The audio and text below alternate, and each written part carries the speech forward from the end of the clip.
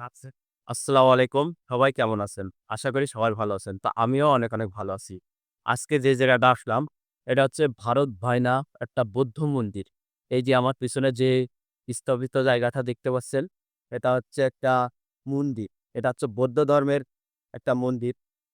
সম্পূর্ণ ভিডিওটা আমি আপনাদেরকে দেখাবো। সম্পূর্ণ ভিডিওটা আপনারা দেখতে থাকুন। তারপরে কিছু কথা বলছি।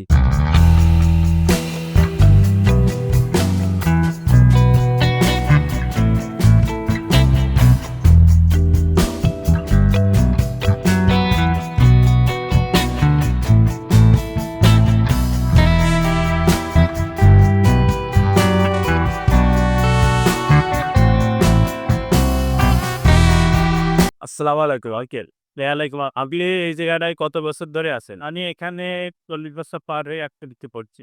৪৮ বছর ধরে এখানে আছেন। তাই এখানে মূলত এইটা কি জিনিস? মানে কি এখানে কি হইছিল কি? এটা এখানে আমাদের ধারণা বা এটা খনন করে পাওয়া গেছে এটা বৌদ্ধ মন্দির ছিল।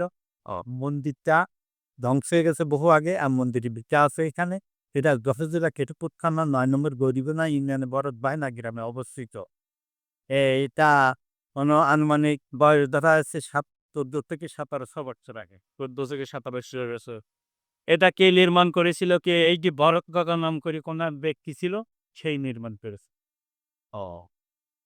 আচ্ছা এখানে আসতে বলে আমরা যদি যশোর থেকে আসি তাইলে কিভাবে আইব? যশোর থেকে সোজা টাটা মোড় থেকে আপনার টুকনগর থেকে হরদ ভাইনা বললে এখানে ফিরে আনে চলে আসবে। তবে এইটি অন্য গাড়ি টুকনগর আসতে হবে বাস ছেড়ে। এইটি আসতে হবে অন্য গাড়িতে।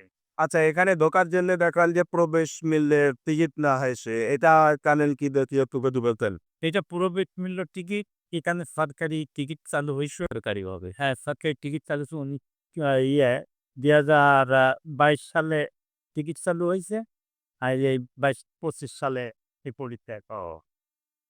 তো বন্ধু দেখতে পাচ্ছেন আমাদের টিকিটের মূল্য ৳১০ করে। এই যে এই ছিল আজকের ভিডিও।